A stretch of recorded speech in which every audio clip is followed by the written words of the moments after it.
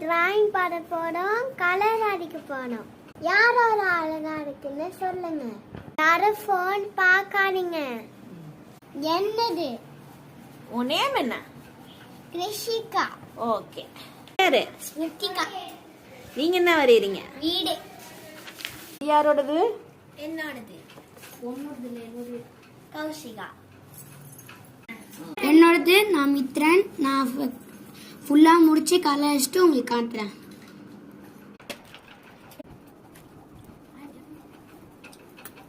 இது என்னோடது, எல்லாம் முடிச்சிட்டோம். இது பேண்டா டிராயிங். நல்லா இருக்கா? கமெண்ட் பண்ணுங்க.